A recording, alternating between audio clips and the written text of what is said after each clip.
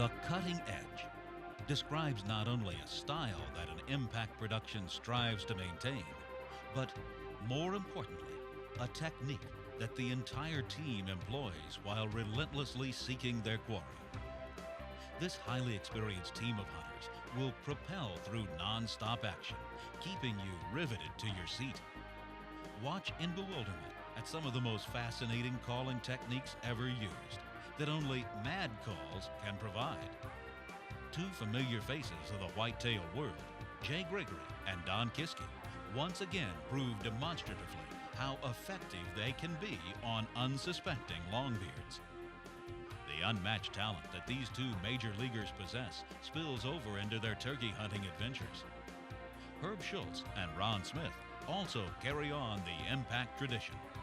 When the need for some loud, aggressive cutting is the cure, they pack the medicine that's required to outwit even the toughest of times. Watch as the whole impact crew takes a walk on the wild side and proves just how to stay on the cutting edge.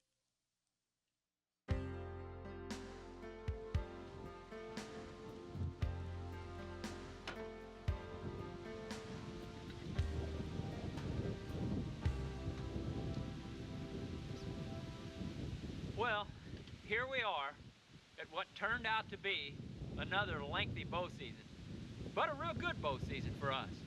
The frigid temperatures have already moved in this year. It's gotten extremely cold, and I think we'll be in for a long, hard winter, or it probably will be for many a bow hunter that wasn't successful this year. But as I was driving home, I got to thinking and reminiscing a little bit about spring turkey season of all things from last year. And I thought to myself, well, I wonder what we attributed our success to. And I think there were two key reasons, or two very important reasons. One was the fact that the entire Drury Outdoors team and the impact production staff all were using mad calls this year. The comments that we most frequently got back from either new cameramen or new hunters, whoever it may be, the comments that we kept continually getting back was the fact that they were so user-friendly and easy to run, whether it be a friction call or a mouth call. The other comment was the fact that they were so realistic in their sound, whether they be cutting or clucking and purring or some aggressive hen yelp or an old hen assembly. And those two factors, I think, were key. Well, the other thing that we noticed was that all of the guys that were participating in the filming were very aggressive with their style and their mannerisms. And when I say that, we kind of phrased it, or coined the phrase, a cutting-edge technique. And what do I mean when I'm talking about a cutting-edge technique? Was the fact that these guys were using a new calling system in conjunction with mobility. The mobility, whether it was a canoe paddling up a river trying to get into a patch of timber or an open field, or whether it might be a boat on a lake trying to get around a point and get to another turkey, or just a four-wheeler on a logging road trying to get back to a remote area. That, in conjunction with the new calling system that they were using, was a cutting-edge style, staying aggressive, going out there, mixing up their calling techniques, rapid series of cutting, mixed in with some aggressive hen yelping and clucking and purring, or trying to use some soft, seductive calling while a gobbler was on the roost on the limb of a morning. All of those things in conjunction with one another, we coined the phrase the cutting-edge style. Because as we reviewed all of the footage from last year, it just seemed to be a little bit different style, more innovative. And again, I was sitting here reminiscing about why that was so successful last year. And that's one of the things that we do, is analyze those hunts. And we try and take the experience and incorporate it into the season and use all of that knowledge and make our success a little bit more improved each and every year. So, as I start dreaming about that, I'm hoping that this year will be as successful as last year.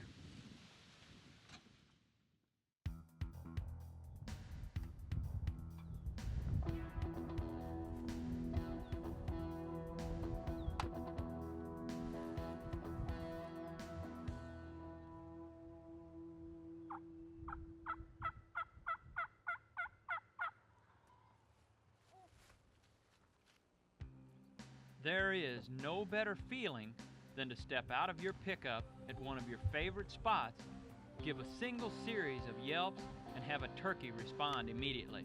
But that is exactly how my hunt began last year.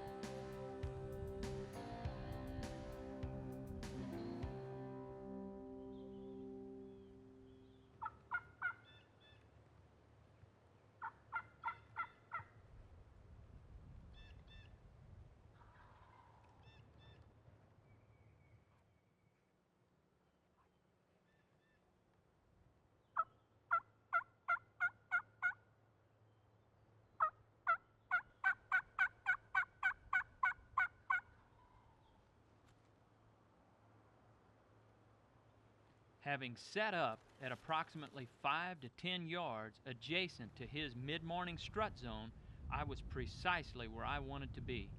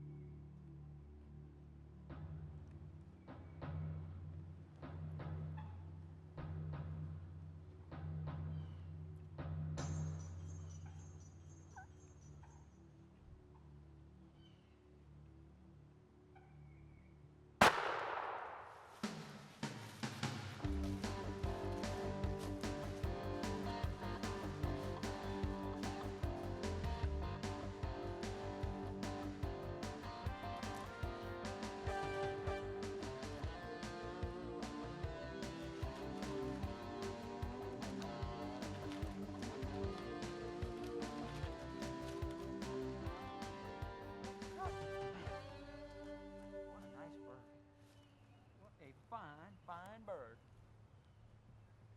It's always a pleasure to harvest a fine eastern turkey like this one. This was one of those particular hunts where I was familiar with the area, familiar with the terrain. I knew this logging road was in here. I've hunted this area in the past, and it's usually good for a tom. Well, in this particular case, it's right now it's 8:30 in the morning. We got out here about 10 after 8 or so. I came in real close. We didn't have any luck off the roost this morning, and I knew that this area was good for some midday or mid-morning hunts. So we came to a certain spot up here close. I gave one call, and the bird gobbled. He cut me off right down here in the hollow, and I thought that he would end up here in this logging road because it's such a prime strut zone. So what I elected to do was get on all our gear, hurry up, get set up, get in as close and as tight as I could to the bird. And I just let out a call or two, and as you could see, there's two toms that were running together. Well, it isn't a new technique or an innovative method. It's something that's done all the time. It's an old method, but I think the key was not calling a great deal. Sometimes the easterns are a little bit more wary and a little more susceptible to being call shy. So I elected to not overcall. I did a little bit of calling. I got aggressive at one point, and then went back down to some of the softer stuff, a little bit of light purring and clucking and some real soft yelps. And it just so happened these two toms just worked their way in. I thought they would come up the logging road because it's such a prime strut zone, but in lieu of that, they decided to come through the timber. But as you can tell, they worked right into the position. So as luck would have it, this old boy fell to another mad call.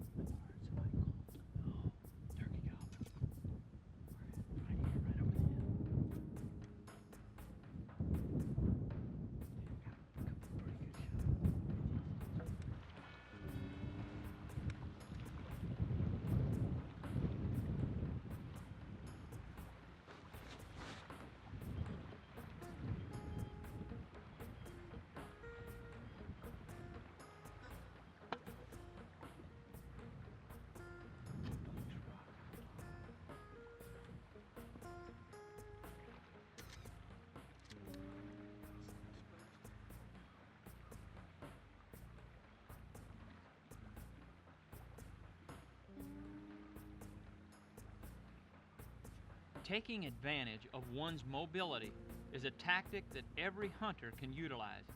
In this particular hunt, you'll see how Don Kisky does just that. This is one occasion where float calling doesn't quite do the trick, but Don's willingness to stay mobile does the job.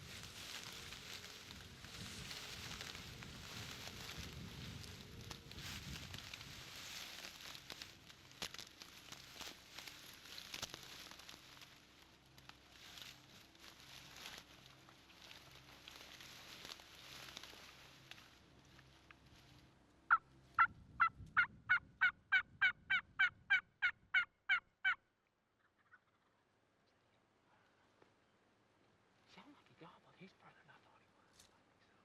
Let's try and get to that brush right up there. Let's move on out.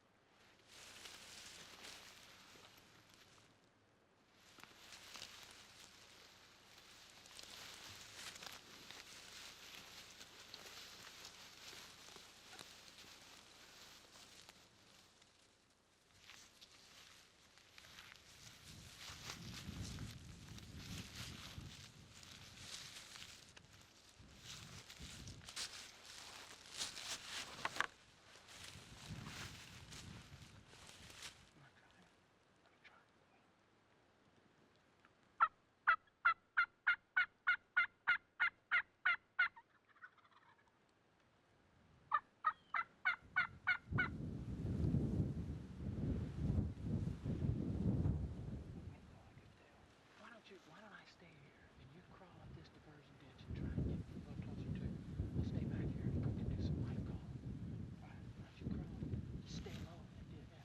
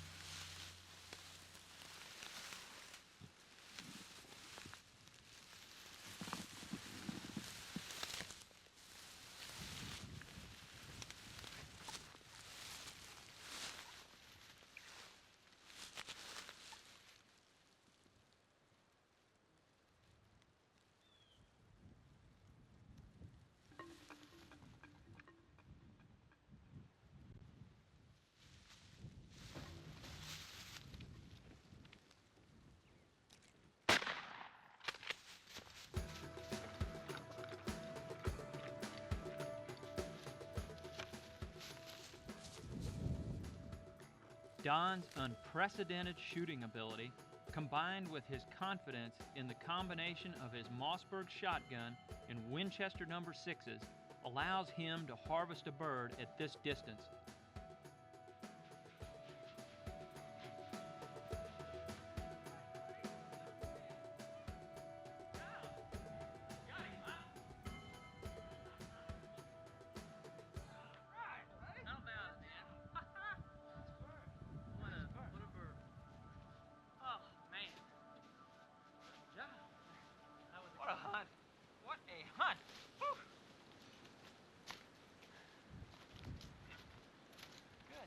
Another nice Eastern. Just see the top of his head just over that ridge. Oh man, did we work for this baby? Holy cow. I tell you what, there is a prime example, And I'm an avid believer in float calling, but there is a prime example of what they'll do or what they'll not do when they've got a hen with them. And this guy had the hen with him. We glassed him from the lake over there. Saw that he had a hen with him, but we at least thought we could get him to come to a call. Yeah. Because all the other birds we've been working have come to a call real well, but this guy, he just wouldn't do nothing. We float called, we tried setting up on him twice, and finally when I said, why don't you just try and slip up there a little bit further and see if you can't get a little closer to him, it worked out, didn't it? Yeah. Use that diversion. Maneuver. Yeah, maneuver means a lot. I'll tell you, the terrain lended itself well to that. I know you crawled into that little diversion ditch and allowed you to get close to him, but he had to be right on top of him, or what? What happened there? Well, there's a hen that spooked. That's what happened. Oh, really? She boogered? He just over that hill. I just see the top of his head. Man, oh man. And what a deal. What'd you come up together or something? Yeah. Nice hunt. Another nice Eastern. I'll tell you what, it was one of those deals where you think float calling will work every time, and when they've got a hen with them, you find out it doesn't. But it sure doesn't hurt to try and move on a bird and use the terrain to your advantage. Maneuverability is one of the most important keys as far as hunters are concerned. I know a lot of guys will sit there and hammer a bird and are afraid or reluctant to move on a turkey, and you just can't be afraid to try and use the terrain or use the ground to your benefit, and that's what happened for you, didn't it? Sure worked for him, didn't it? Why don't we head on back to the boat? I'll carry him for you. How about it? Well, thank you. Whew. Let's go.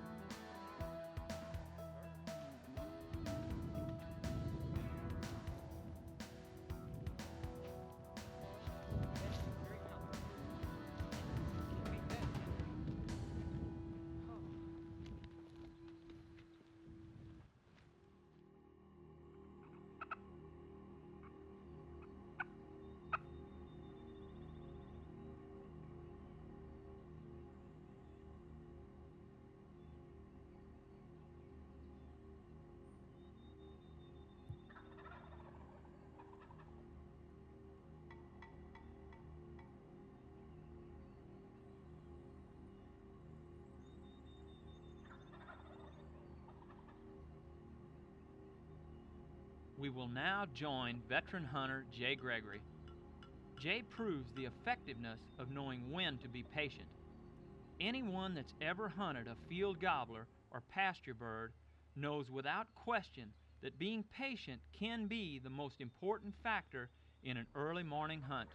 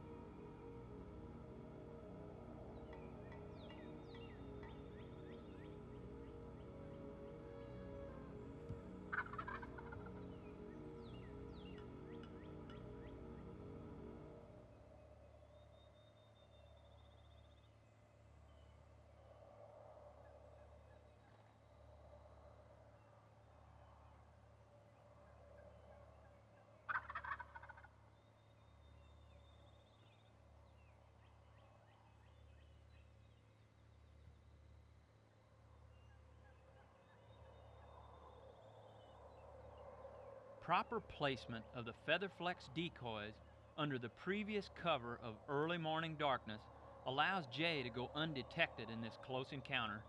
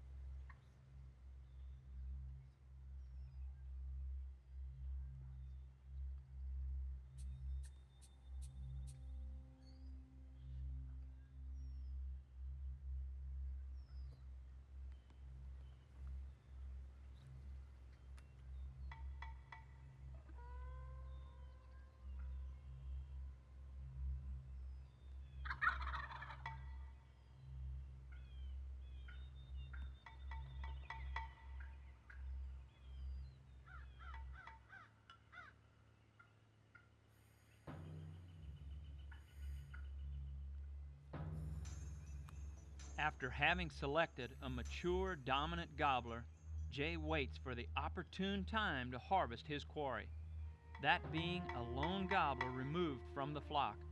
A shot at this distance could result in an injury to another bird.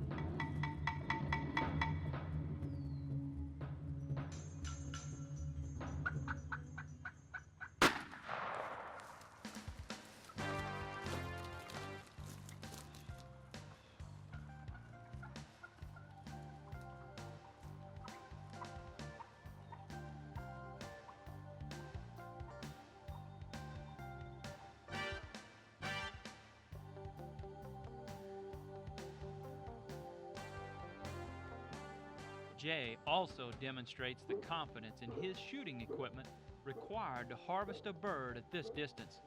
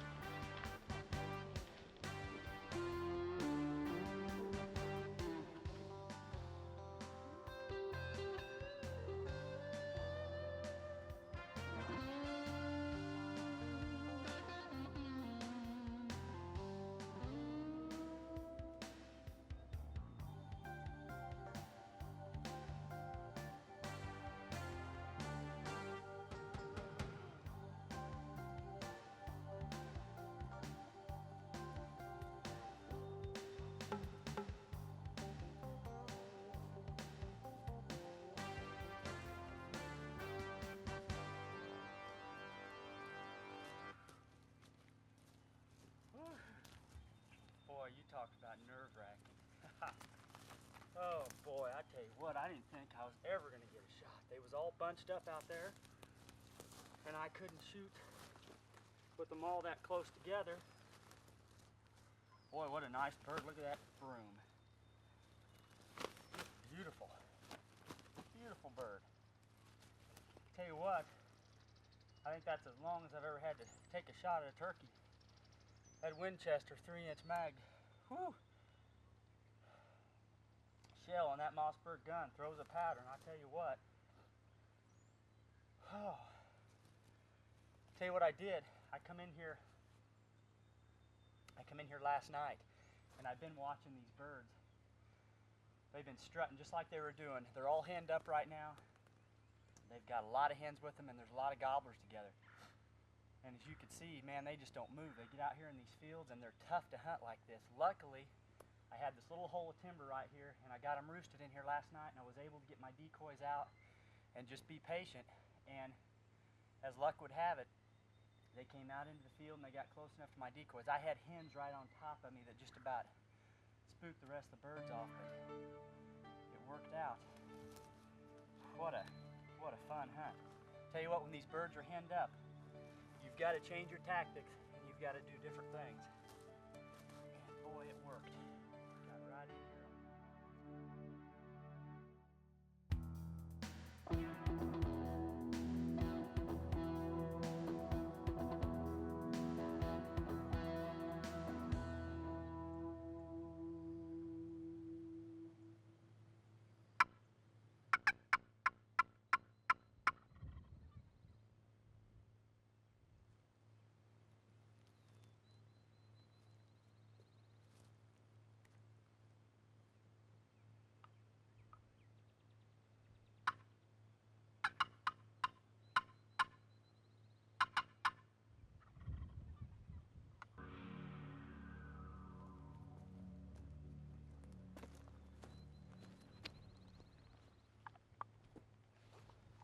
Here's another trait that Jay possesses, that being one of persistence. Let's join Jay after several grueling hours of hot pursuit.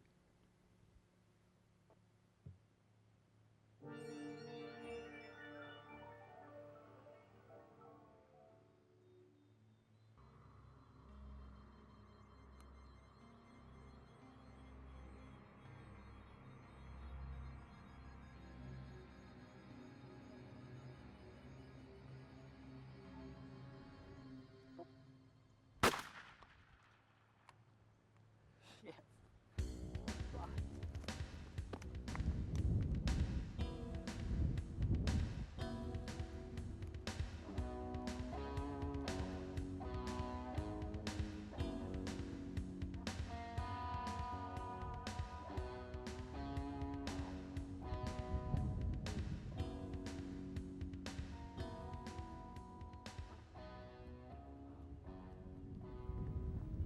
What a beautiful bird. Whew. Boy, I tell you what, I've been on this bird all morning. Oh, he was a tough one. Beard, I think maybe. No, just one beard. I tell you what I did on this bird this morning. He had a lot of hens with him, and the hens were, I could hear him up here on top of the hill, so I started cutting a lot. And boy, it got him excited, and I got lucky. It pulled him away from his hens. He come right down this old road.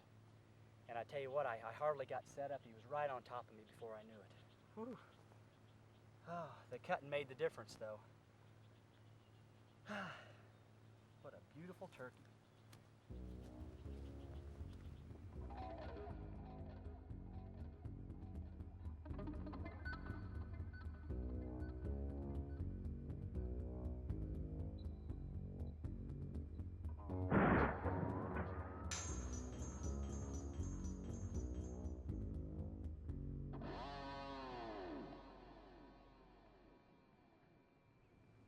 Well, I tell you what, that's what I would call a close encounter.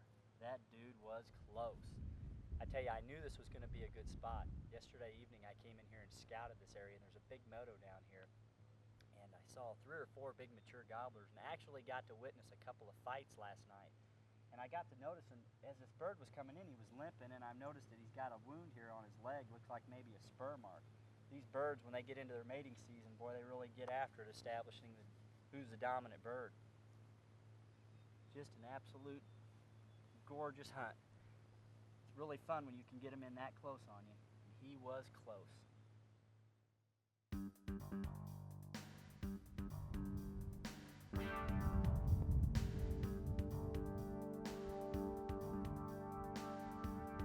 We will now listen in on Ron Smith and Herb Shulz. Here are 2 guys who have adopted an aggressive style of cutting to manipulate a hot gobbler.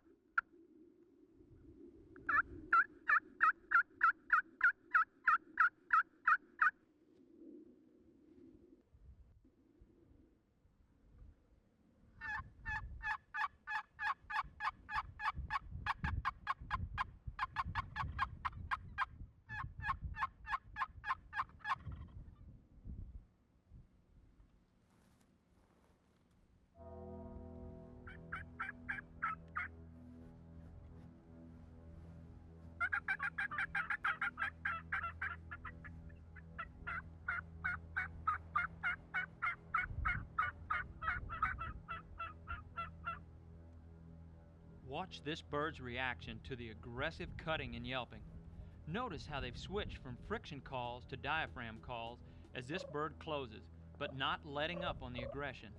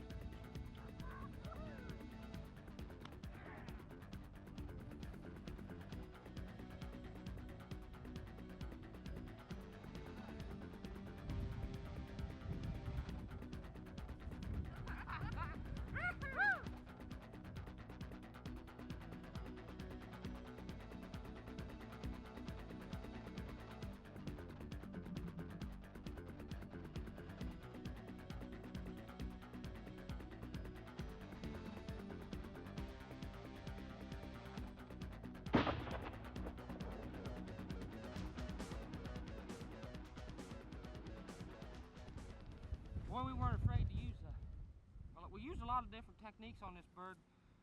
We weren't afraid to try some real excited cutting and some cackling to this turkey, and he responded to it real well. He run across this, we got cedars in this field here, and he run across this field, and the first time we seen him over there, it wasn't a matter of a minute and he was here. He was really on the run, wasn't he? Our cutting edge was definitely using all the tricks in our bag, the decoys in accordance with aggressive calling. And you know, that's really brought him across with the wind like it is.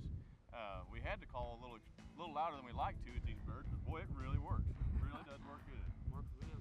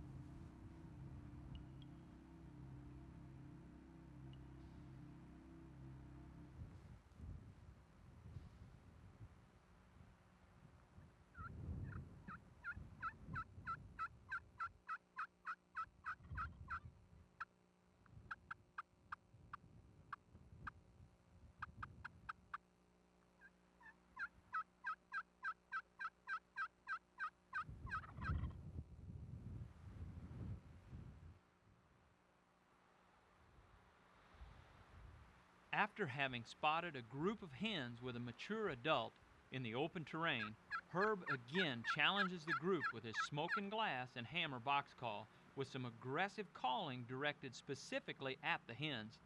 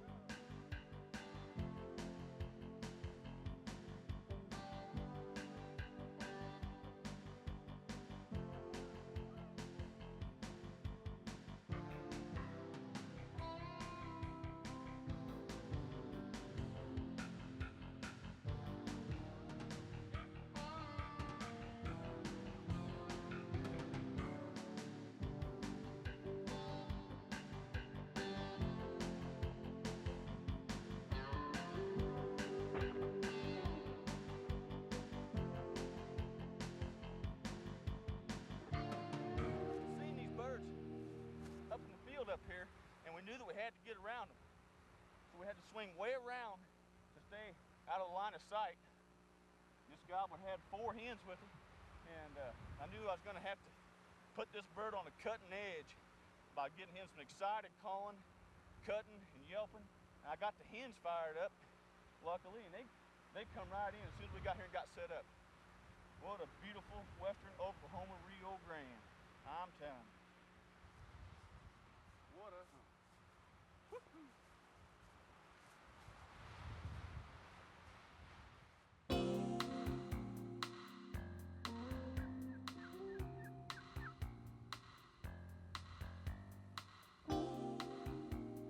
Utilizing an effective camouflage like mossy oak that will allow you to set up virtually anywhere is an advantage that every turkey hunter should capitalize on. A true believer, Jeff Steele, does just that, staying concealed in this barren Oklahoma terrain.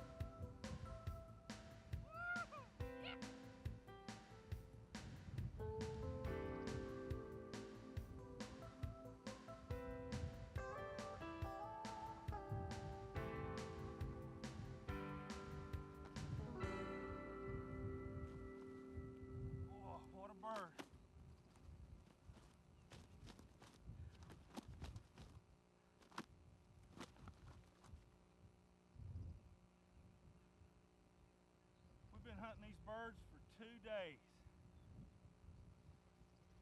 It's been really windy. They've been really henned up. Been real hard to call.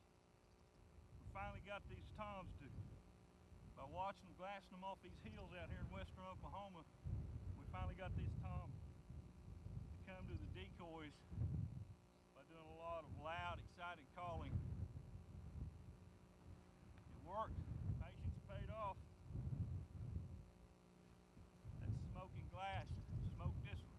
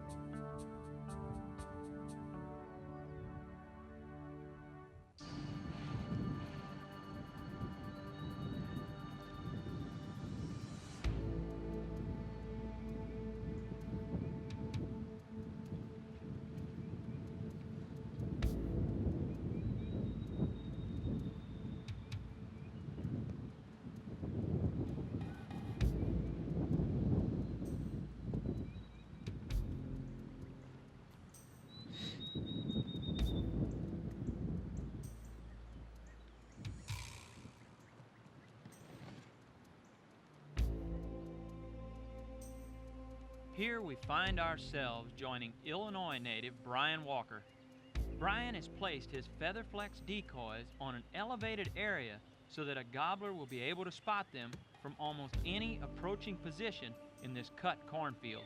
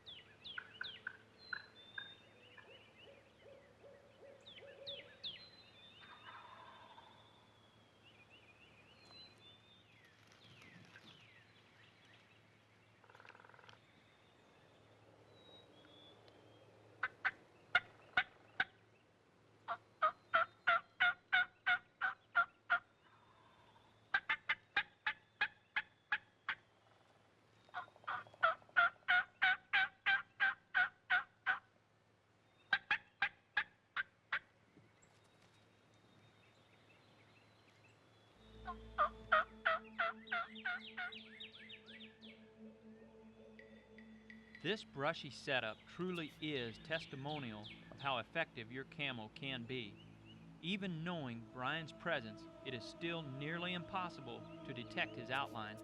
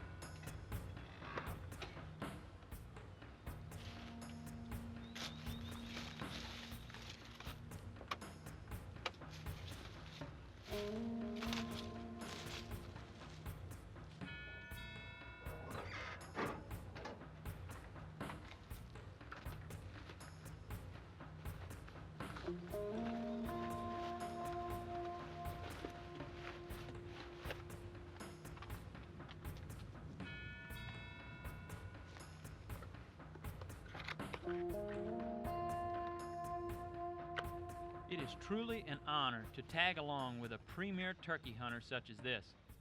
Tad Brown has been hunting turkeys for a long, long time and brings a great deal of savvy as well as extensive versatility on each and every hunt. Tad is the production manager for Mad Calls, and out of the numerous tasks that he must endure, his favorite is field testing products. Let's watch as he does his job.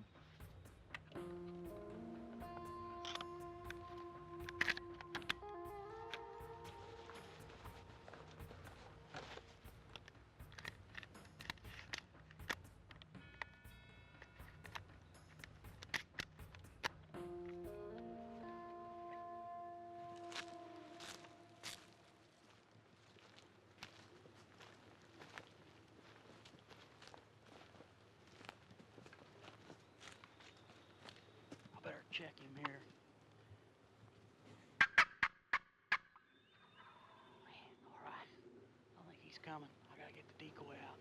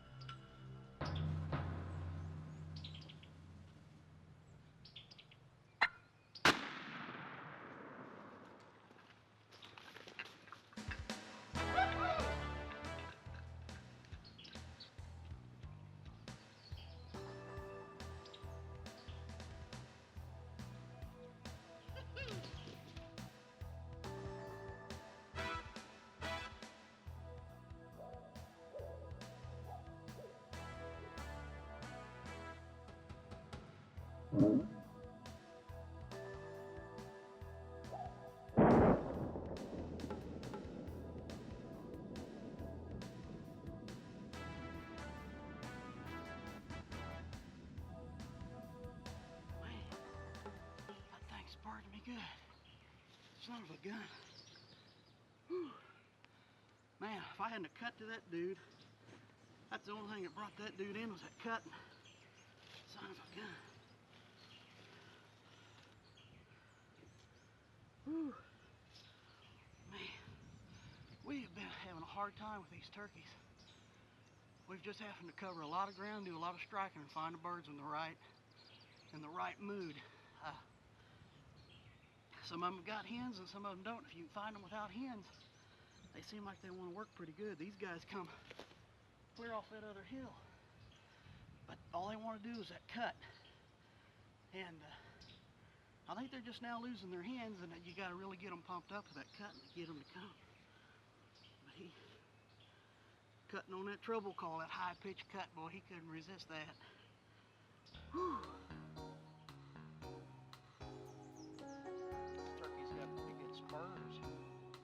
Got his spur hung in my glove. I couldn't get rid of him. He kind of got my hand.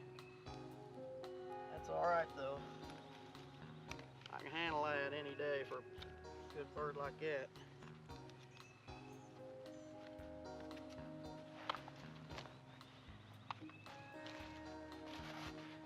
Old decoys did the trick.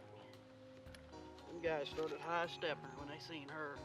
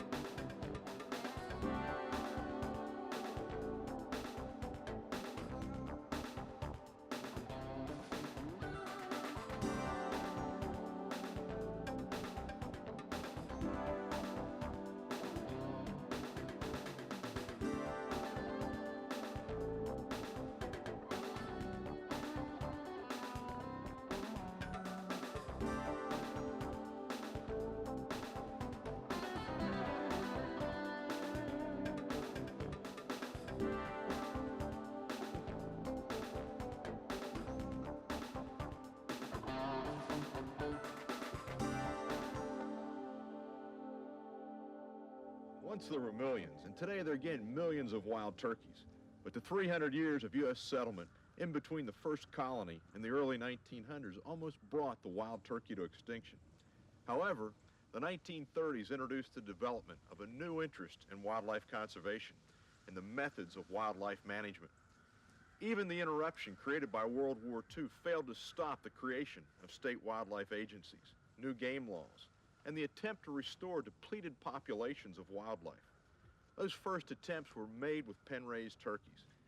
And it seemed like a logical approach to increasing turkey populations, but raising and releasing artificially raised birds into the wild actually slowed down the comeback of the wild turkey for almost 2 decades. As state wildlife agencies abandoned the pen-raised restoration efforts, they were replaced by the relocation of wild-trapped turkeys into suitable but unoccupied habitat. Wild turkeys have made a dramatic comeback in the last 4 decades because of sportsmen's dollars, coupled with state agency leadership and effort, and it paved the way for the return of this king of game birds. Trap and transfer of wild turkeys has proven to be a key to successful restoration. Restoration efforts by state wildlife agencies have accelerated since the 1950s and have resulted in the establishment of huntable wild turkey populations in 49 states, Canada, and Mexico. Wild turkey populations have grown to more than 4 million, an increase of over 2 million in the years since 1980. In 1973, there were 1.3 million wild turkeys. By 1993, there were an estimated 4 million, a 308% increase. In 1973, 39 states had turkey hunting seasons. Now they're open in 49. Only Alaska has no wild turkeys. And in 1973, the harvest of wild turkeys was 128,000 birds. By this past year, the harvest was over 500,000, over 400% increase. Turkey hunters have also increased as populations have expanded. 2 million turkey hunters spend an estimated $600 million annually during the spring turkey hunting season. Through the support of organizations like the National Wild Turkey Federation, the wild turkey restoration has gained new momentum through a cooperative effort organized by the Federation, and it's called Target 2000. The goal of Target 2000 is to restore and expand wild turkey populations on 65 million acres of suitable but presently unoccupied habitat in the United States. This is to be accomplished by the turn of this century. The effort's going to require more than 30,000 wild turkeys and $15 million to complete. In the program's 6 years, the NWTF has coordinated the transfer of almost 5,000 wild turkeys between 23 states toward reaching the Target 2000 goal. With protection, these birds' offspring could exceed 200,000 in 5 years. Target 2000 is a joint effort between the Wild Turkey Federation, state and federal wildlife agencies, along with corporate and private landowners. The Federation plays an important role in coordinating the transfer of birds between states, providing specially designed wild turkey transport boxes, and the accounting of funds to cover the cost of capturing and moving the birds.